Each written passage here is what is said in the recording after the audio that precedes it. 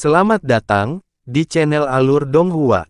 Sebelum menonton, silahkan subscribe, biar Mimin tambah semangat update-nya.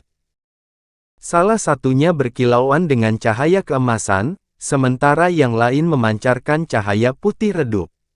Ini adalah manik biru dan kotak batu giok putih. Kedua benda itu melayang di udara. Han Li mengangkat tangan untuk menarik manik biru ke dalam genggamannya untuk menemukan bahwa benda itu tembus cahaya dan sangat halus.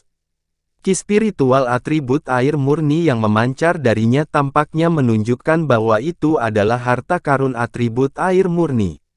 Dia memegang manik itu di antara dua jarinya dan memeriksanya berulang kali dengan indera spiritualnya, serta mata rohnya. Setelah beberapa lama, sebuah pikiran tiba-tiba terlintas di benaknya, dan ekspresi aneh muncul di wajahnya. Mungkinkah benda legendaris itu? Han Li bergumam, sebelum cahaya biru melintas dari kedua jarinya, mengirimkan semburan kekuatan spiritual murni ke dalam manik. Cahaya spiritual berputar-putar di sekitar permukaan manik, dan semburan cahaya biru berair meletus darinya. Setelah itu, cahaya biru berubah menjadi lapisan air kristal yang sangat tipis yang menyelimuti tubuh Han Li di dalamnya. Ekspresi Han Li sedikit berubah setelah melihat ini, dan dia segera membuka mulutnya untuk meledakkan seberkas cahaya biru, yang menghantam penghalang air. Mengikuti dentang logam, cahaya biru ditolak, dan terungkap menjadi pedang biru kecil yang panjangnya beberapa inci. Seolah-olah pedang itu telah menghantam benteng yang tidak bisa ditembus, dan tidak dapat meninggalkan satu goresan pun pada penghalang air. Mempertimbangkan betapa tajam dan destruktif pedang Azure awan bambu, Han Li secara sangat terkejut dengan perkembangan ini. Ekspresi tidak percaya muncul di wajahnya saat dia berseru, "Ini adalah manik air berkaca." Namun, di saat berikutnya, dia mengomposisi ulang dirinya sebelum membuka mulutnya untuk menelan pedang birunya, lalu mengarahkan jarinya ke penghalang air di sekelilingnya. Cahaya merah menyala, dan bola api merah seukuran telur muncul dari ujung jarinya sebelum menghantam penghalang air. Begitu bersentuhan dengan penghalang, bola api itu langsung padam tanpa bisa melepaskan kekuatannya sama sekali. Han Li mengangkat alis saat dia menyapu lengan baju ke arah penghalang air, dan teriakan yang jelas terdengar saat raven api perak dan putih muncul dari dalam lengan bajunya. Spirit Engulfing Fire Raven terbang melingkar di sekitar Han Li sebelum melebarkan sayapnya dan meluncur langsung ke arah penghalang air. Api perak dan cahaya biru terjalin di tengah dentuman tumpul, yang diikuti oleh kedua sisi yang bergetar, dan Fire Raven berhasil dipukul mundur. Tampaknya Spirit Engulfing Heavenly Flames miliknya tidak akan dapat melakukan apapun pada penghalang air ini dalam waktu singkat. Tidak salah lagi, ini benar-benar manik air berkilau.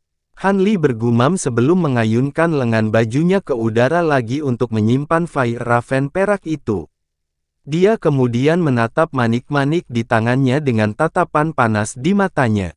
Namun, beberapa saat kemudian, fanatisme di matanya berangsur-angsur memudar. Sayang sekali aku tidak menggunakan seni kultivasi dengan atribut air, jadi aku hanya bisa menggunakan ini sebagai harta biasa.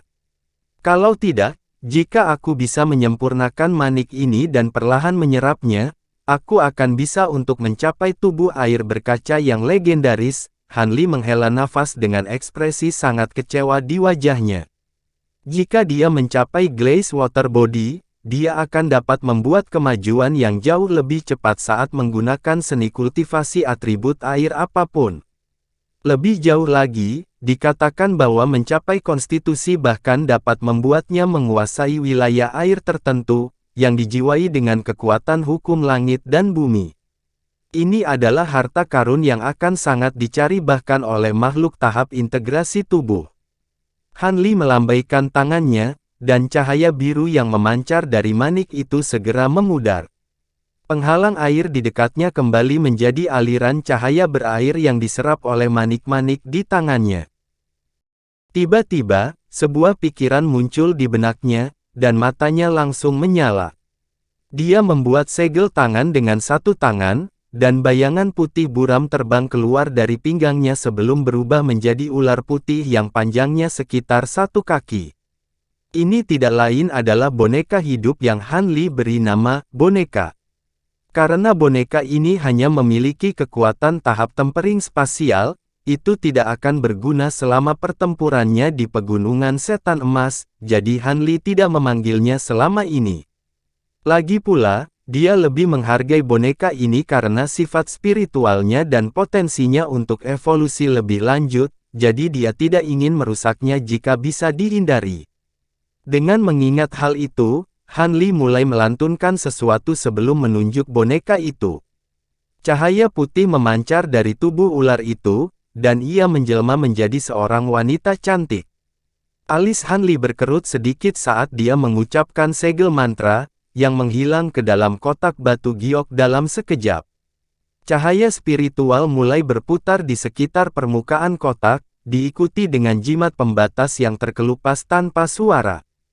Wanita itu melayang turun dengan lembut dari atas sambil memfokuskan pandangannya pada Han Li. Namun, itu benar-benar tanpa ekspresi, dan ada semburan ki glasial putih yang memancar dari tubuhnya, membuatnya tampak seolah-olah seluruhnya dibangun dari es yang dalam. Han Li merasakan ki glasial yang menakjubkan memancar dari tubuh wanita itu, lalu melirik manik-manik biru di tangannya dengan ekspresi ragu-ragu di wajahnya. Kekuatan atribut es berasal dari kekuatan atribut air. Aku ingin tahu apakah mendapatkan boneka makhluk atribut es ini untuk membawa manik air berkilau ini untuk waktu yang lama akan bermanfaat dengan cara apapun, gumam Han Li pada dirinya sendiri. Setelah ragu-ragu sebentar, dia akhirnya membuat keputusan, dan dia melemparkan manik biru ke arah boneka itu. Glaze Water Bed berubah menjadi bola cahaya biru yang meluncur langsung ke arah wanita itu, dan bahkan sebelum mencapai boneka itu, semburan ki spiritual atribut air yang sangat murni menyapu ke arahnya.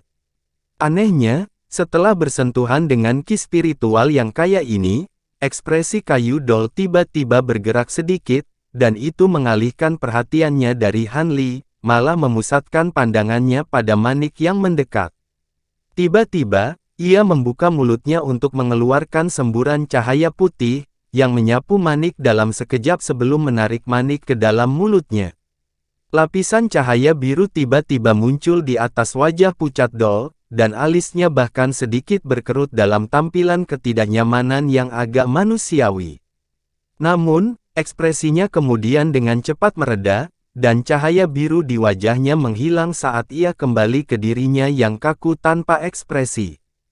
Han Li secara alami menilai doll selama ini, dan dia mengelus dagunya saat melihat ini. Bahkan jika ada manfaat yang bisa diambil oleh doll dari Glaze Water Bed, tidak mungkin manfaat ini akan muncul dengan sendirinya dalam waktu singkat. Meski begitu, dia tidak segera menyimpan boneka hidup itu. Sebaliknya, dia menunjuk ke pintu batu kamar rahasianya, dan memerintahkan, "Saya harus terus berkultivasi dalam pengasingan, Anda bebas pergi kemanapun di dalam gua, dan Anda dapat merawat kebun obat saya menggantikan saya." Boneka itu tidak memiliki sifat spiritual tingkat tinggi, tetapi secara alami mampu memahami perintah sederhana seperti itu. Selain itu, hanya dengan secara teratur menyimpan boneka hidup daripada menyimpannya di suatu tempat, ada kemungkinan bahwa sifat spiritualnya akan berkembang seiring waktu. Doll mengangguk diam-diam sebelum menghilang melalui pintu batu dengan sikap seperti hantu. Tampaknya pembatasan yang dibuat Han Li tidak menimbulkan hambatan sama sekali. Han Li baru saja akan mencabut batasan untuk mengizinkan doll pergi, dan ekspresinya goyah saat melihat ini. Pada saat yang sama, dia mulai menantikan untuk melihat seperti apa boneka hidup ini setelah memanfaatkan potensi evolusionernya. Setelah itu, dia mengalihkan pandangannya ke arah kotak batu giok yang melayang di udara. Ada beberapa jimat pembatas yang terpampang di seluruh kotak batu giok, yang semuanya berkilauan dengan cahaya spiritual. Alis Han Li berkerut sedikit saat dia mengucapkan segel mantra, yang menghilang ke dalam kotak batu giok dalam sekejap. Cahaya spiritual mulai berputar di sekitar permukaan kotak, diikuti dengan jimat pembatas yang terkelupas tanpa suara. Tutup kotak itu terbang dengan sendirinya, dan bola cahaya perak melesat keluar dari dalam sebelum segera terbang menjauh. Namun, Han Li sudah siap untuk skenario ini, dan cahaya biru bersinar dari tangannya yang lain saat dia melakukan gerakan meraih. Garis cahaya perak langsung dilumpuhkan oleh semburan kekuatan tak terlihat yang sangat besar, kemudian secara paksa ditarik ke arah Han Li dan menampakkan dirinya sebagai lencana giok putih. Ada banyak rune perak yang berkedip di seluruh permukaan lencana giok, dan itu tidak lain adalah halaman luar kitab giok emas yang diperoleh Han Li dari dalam tempat tidur merah kera iblis. Metode penyempurnaan alat yang dikenal sebagai teknik penyempurnaan alat surgawi yang mendalam dicatat di halaman ini. Semua metode yang terlampir tampaknya terlalu luar biasa bagi Han Li untuk mencoba basis kultivasinya saat ini, tetapi dia tidak benar-benar memiliki kesempatan untuk melihatnya dengan baik. Sekarang setelah dia kembali ke guanya, dia tentu saja harus mempelajarinya dengan hati-hati untuk melihat apakah dia dapat memperoleh beberapa wawasan yang berguna darinya. Han Li meraih lencana batu giok sebelum menekannya ke dahinya, lalu merembeskan perasaan spiritualnya ke dalamnya. Setelah itu, dia memejamkan mata, dan tubuhnya terdiam sepenuhnya. Waktu berlalu dengan lambat, dan Han Li tetap dalam keadaan ini untuk waktu yang sangat lama. Tubuhnya akhirnya bergerak sedikit, dan dia membuka matanya untuk menunjukkan sedikit sisa kejutan jauh di dalam pupil matanya. Gunung 5 Ekstrim Terpadu. Saya tidak percaya ada metode penyempurnaan yang dapat menggabungkan 5 harta karun roh ilahi kelas atas menjadi satu. Itu benar-benar luar biasa. Jika metode ini benar-benar layak, selama saya punya cukup waktu dan uang, aku benar-benar mungkin bisa memurnikan harta karun surgawi yang mendalam buatan. Tapi sekali lagi, sangat tidak masuk akal untuk mengumpulkan 5 harta karun roh ilahi kelas atas, bahkan untuk seluruh ras biasa. Menyempurnakan 5 harta dengan kaliber setinggi itu sangat tidak mungkin dilakukan, tapi jika aku bisa menyempurnakan bahkan 2 dan menggabungkannya bersama-sama, harta yang dihasilkan masih akan sangat kuat, gumam Han Li dengan ekspresi kontemplatif di wajahnya. Ternyata di bagian terakhir dari teknik penyempurnaan alat surgawi yang mendalam ini, ada metode khusus yang tercakup di mana sekali bisa memperbaiki harta karun surgawi yang mendalam buatan. Beberapa metode lainnya semua membutuhkan bahan yang tidak mungkin ditemukan di alam roh, seperti bintang halus, atau bahan yang bahkan belum pernah didengar Han Li. Hanya bahan dan metode penyempurnaan yang diperlukan untuk menyempurnakan Gunung 5 Ekstrim Terpadu ini yang tampaknya layak di alam roh. Untuk menggunakan metode penyempurnaan, seseorang setidaknya harus berada di tahap integrasi tubuh, dan bahan yang diperlukan untuk menyempurnakan harta ini adalah pegunungan yang sebenarnya. Tentu saja, mereka tidak bisa sembarang gunung, mereka harus menjadi gunung yang memiliki beberapa atribut langka dan kemampuan khusus. Gunung yang menyatu dengan esensi ilahi kebetulan adalah salah satunya. Tentu saja, gunung yang menyatu dengan esensi ilahi yang dia miliki masih tidak bisa dibandingkan dengan yang ditetapkan di halaman batu giok. Dia harus menambahkan banyak bahan berharga ke dalamnya, lalu menyempurnakannya menggunakan metode khusus untuk jangka waktu yang lama, yang secara signifikan akan meningkatkan kekuatan gunung tersebut. Bagaimanapun, dia memiliki salah satu bahan utama yang diperlukan untuk menggunakan metode penyempurnaan ini, itulah sebabnya dia begitu tergoda untuk menjelajahinya. Adapun 4 gunung lainnya, salah satunya harus mengandung sejumlah besar cahaya esensi Great North, dan gunung esensi Great North sesuai dengan kriteria itu. Han Li memegang lencana giok di tangannya dan berpikir keras lagi. Han Li sudah memiliki harta karun surgawi yang mendalam dan harta karun surgawi yang mendalam yang rusak, jadi dia seharusnya tidak terlalu tertarik untuk membuat harta karun surgawi yang mendalam buatan. Namun, salah satu kemampuan dari Integrated Five Extremes Mountain adalah dapat meniadakan kekuatan kesengsaraan petir hingga hampir setengahnya. Bahkan jika dia tidak bisa mengumpulkan kelima gunung, memurnikan hanya 2 atau 3 gunung itu masih bisa membantunya menahan kekuatan kesengsaraan petir di masa depan. Saat ini, dia sudah menjadi kultivator tahap tempering spasial, jadi dia harus melampaui kesengsaraan besar surgawi setiap 3000 tahun sekali. Periode waktu di antara kesengsaraan tampaknya telah diperpanjang, tetapi kesengsaraan surgawi yang besar jauh lebih dahsyat daripada kesengsaraan surgawi kecil yang harus dihadapi oleh para pembudidaya transformasi dewa dan jiwa yang baru lahir.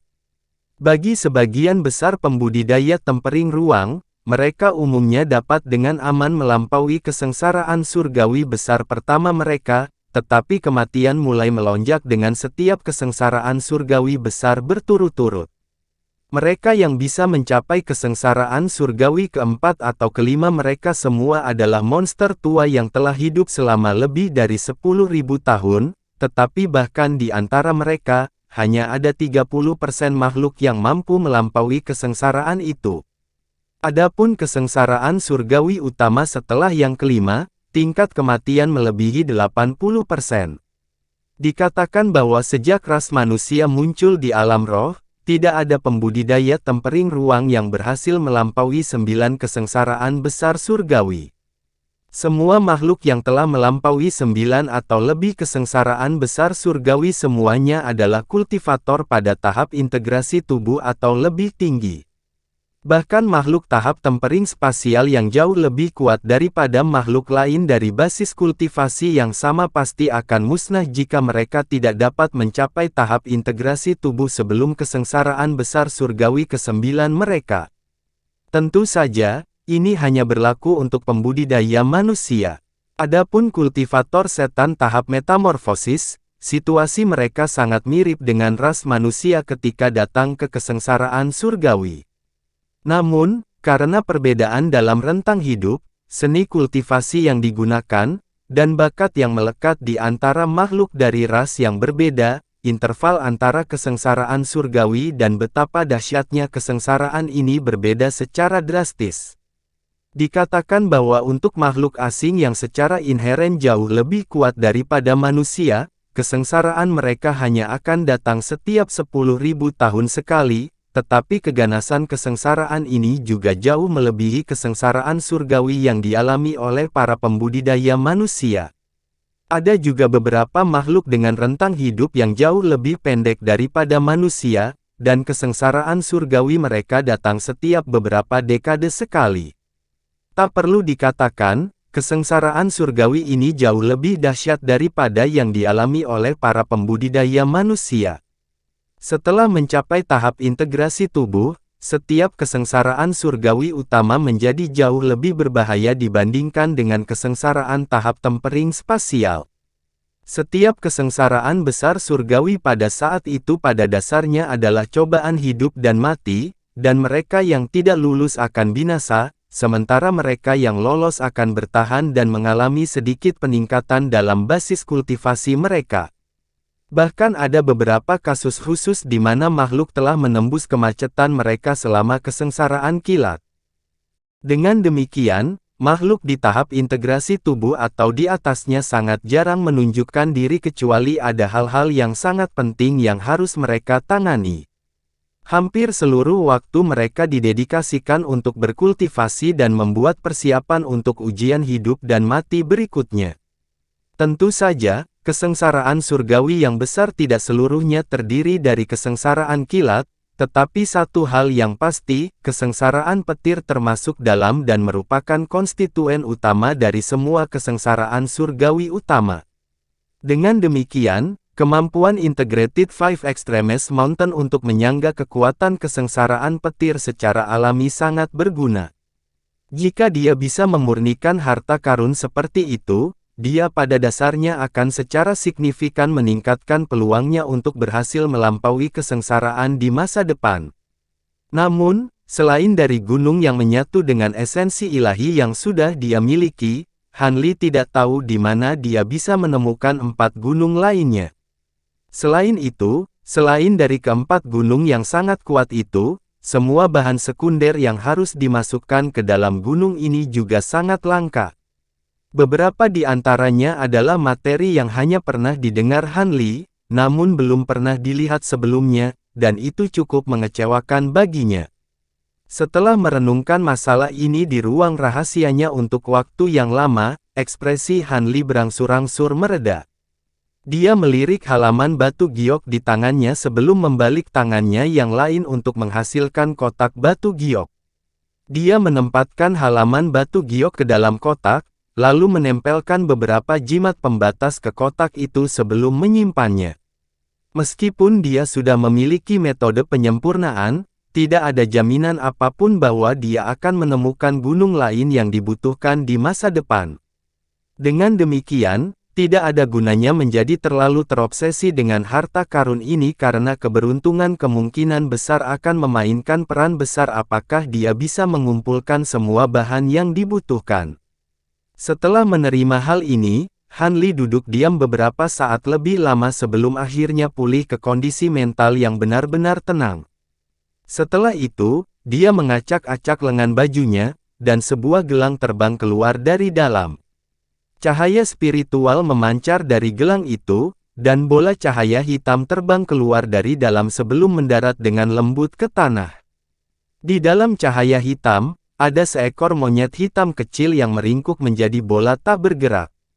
Itu tidak lain adalah Weeping Soul Beast. Setelah tiba-tiba menampilkan kekuatan yang luar biasa untuk membunuh roh gua itu, yang telah dirasuki oleh fragmen jiwa penguasa iblis surgawi, monyet itu jatuh pingsan, dan masih belum bangun. Ekspresi Han Li sedikit menggelap saat melihat ini, dan dia membuat gerakan meraih ke arah binatang kecil itu. Semburan cahaya biru melonjak dari antara jari-jarinya, menyapu monyet kecil itu sebelum menariknya ke arahnya. Mata Han Li menyipit saat dia memeriksa monyet itu, dan serangkaian benang tembus pandang keluar dari glabelanya sebelum diam-diam menyematkan diri ke dalam tubuh binatang itu. Untuk memastikan kondisi Weeping Soul Beast saat ini, Han Li telah memanifestasikan utas dengan indera spiritualnya untuk melakukan pemeriksaan yang lebih menyeluruh. Dengan demikian, benang kristal menghilang ke dalam tubuh monyet kecil, namun binatang jiwa menangis tidak menunjukkan reaksi terhadap ini. Sementara itu, mata Han Li sudah setengah tertutup saat dia mulai memeriksa kondisi binatang itu menggunakan benang indera spiritual itu. Setelah beberapa lama, ekspresi ragu muncul di wajah Han Li saat dia berseru, "Tidak mungkin. Bagaimana hal seperti ini bisa terjadi?" Tidak hanya Weeping Soul Beast memulihkan semua kekuatan sihir yang telah hilang, tubuhnya jauh lebih kuat dari sebelumnya, dan kekuatan sihir di dalam meridiannya juga menjadi jauh lebih berlimpah. Selain itu, selama periode di mana dia melakukan pemeriksaannya, tubuh Weeping Soul Beast masih berubah dengan kecepatan yang lambat dan stabil. Apakah ini akan berevolusi lagi? Han Li menilai monyet kecil itu dengan ekspresi bingung di wajahnya. The Weeping Soul Beast tidak melahap apapun yang akan menghasilkan perubahan ini. Jadi dari mana datangnya peningkatan ini? Mungkinkah semua ini ada hubungannya dengan peristiwa yang terjadi di Pegunungan Setan Emas? Han Li cukup tertarik saat dia terus menyuntikkan lebih banyak rasa spiritualnya ke dalam tubuh Weeping Soul Beast, mencoba memahami kondisinya saat ini. Tiba-tiba, ekspresi Han Li sedikit berubah saat dia berseru, "Tunggu, apa ini? Aku yakin dia tidak memiliki benda ini di tubuhnya sebelumnya." Jauh di dalam dantian Weeping Soul Beast, dia telah menemukan partikel transparan yang tak terhitung jumlahnya yang hampir tidak terlihat. Partikel-partikel ini sangat tersembunyi, dan masing-masing hanya berukuran sekitar 1/10 dari ukuran sebutir beras. Mereka tidak mengeluarkan aura apapun, tetapi mereka benar-benar diselimuti oleh cahaya melahap jiwa Weeping Soul Beast, dan tampaknya mereka terus-menerus disempurnakan. Setelah menyaksikan fenomena aneh ini, Han Li segera mengingat kembali ketika Weeping Soul Beast telah membunuh roh gua, lalu melahap jiwanya. Mungkinkah partikel-partikel ini dibentuk oleh jiwa roh gua atau berasal dari fragmen jiwa penguasa iblis surgawi? Jika itu masalahnya, mengapa Weeping Soul Beast tidak pernah memiliki reaksi seperti melahap makhluk hantu lainnya di masa lalu? Mungkinkah? Tiba-tiba, sebuah pikiran muncul di benak Han Li, dan ekspresinya berubah drastis. Dia buru-buru memanipulasi salah satu benang indera spiritual di dalam tubuh Weeping Soul Beast untuk membungkus salah satu partikel di dantiannya, lalu segera menarik partikel itu keluar dari tubuhnya. Partikel yang telah ditarik keluar dari tubuh Weeping Soul Beast hampir tidak terlihat, dan benang indera spiritual menghilang dalam sekejap saat Han Li mengarahkan jari ke partikel tersebut dengan sikap serius. Seutas benang biru keluar dari ujung jarinya, mengikat erat ke partikel sebelum menariknya tepat di bawah mata Han Li. Cahaya biru cemerlang meletus dari dalam pupilnya saat dia mengaktifkan mata roh bright side-nya hingga batas maksimalnya, lalu menilai partikel itu dengan tatapan tajam tanpa kedip. Setelah beberapa lama, Han Li menghembuskan napas sambil membalik tangannya untuk menghasilkan botol batu giok seukuran ibu jari. Benang biru berayun sebelum membawa partikel tembus cahaya ke dalam botol kecil, setelah itu botol itu menghilang dalam sekejap. Setelah itu, Han Li dengan cepat mengayunkan lengan bajunya ke udara, dan gelang makhluk roh yang melayang di udara mengeluarkan semburan cahaya spiritual, yang menarik binatang jiwa menangis kembali ke gelangnya. Han Li kemudian menyimpan harta itu sebelum bangkit dan buru-buru pergi dari kamar rahasianya. Hampir segera setelah dia muncul dari balik pintu batu, Han Li mengirimkan instruksi kepada Dol, memintanya untuk menjaga tempat tinggal gua. Segera setelah itu, dia terbang di udara sebagai seberkas cahaya biru, muncul di luar gua tempat tinggalnya hanya dalam beberapa saat. Dia kemudian dengan cepat turun ke kaki gunung sebelum memanggil kereta yang ditarik binatang buas dan memberikan instruksi kepada pengemudi untuk membawanya ke pusat kota. Selama selusin hari berikutnya, Han Li mengunjungi semua toko di Cloud City di mana buku-buku tebal dijual, dan secara selektif membeli sejumlah besar buku tebal yang tidak pernah dia perhatikan di masa lalu. Buku-buku tebal ini mencakup berbagai macam topik, beberapa di antaranya merinci seni kultivasi dan teknik rahasia, sementara yang lain hanyalah buku umum yang memperkenalkan semua jenis benda aneh dan kejadian aneh. Setelah membawa semua buku tebal ini kembali ke guanya, Han Li segera mulai membacanya dengan kecepatan yang mencengangkan, seolah-olah dia mencoba menemukan sesuatu di dalamnya. Setelah sepanjang malam berlalu, dia muncul dari ruang rahasia dengan ekspresi kecewa di wajahnya. Dia kemudian meninggalkan guanya lagi dan membeli sejumlah besar buku tebal dari seluruh Cloud City. Jadi, 5 atau 6 hari berlalu, dan Han Li mengulangi proses ini hari demi hari. Jumlah buku tebal yang dia beli dan jumlah batu roh yang dia habiskan untuk keduanya mencapai jumlah yang mencengangkan. Namun, setelah kembali dari belanja besar-besaran lainnya, Han Li mengambil lencana batu giok kuno saat dia duduk di ruang rahasianya, dan saat dia menyapu rasa spiritualnya ke dalam lencana batu giok, ekspresi gembira tiba-tiba muncul di wajahnya. Aku menemukannya. Esensi Kirin sejati memang sesuatu yang tidak begitu terkenal, tapi aku tahu akan ada beberapa catatan tentangnya di beberapa buku besar kuno, gumam Han Li pada dirinya sendiri sebelum memusatkan perhatiannya pada lencana giok lagi. Dengan demikian, Han Li duduk diam, tampaknya benar-benar terserap oleh lencana giok di tangannya. Setelah beberapa lama, dia menghela nafas panjang sebelum melemparkan lencana giok ke tanah dengan ekspresi sangat sedih di wajahnya. Bagaimana ini bisa terjadi? Aku tidak percaya aku melewatkan kesempatan yang begitu cemerlang begitu saja. Han Li menghela nafas dengan sedih. Dia kemudian membalikkan tangannya untuk menghasilkan botol kecil yang membawa partikel tembus cahaya. Setelah melepas tutup vial, partikel transparan perlahan terbang keluar dari dalam sebelum melayang di atas bukaan vial. Han Li menilai partikel yang tampaknya biasa itu, dan senyum masam muncul di wajahnya.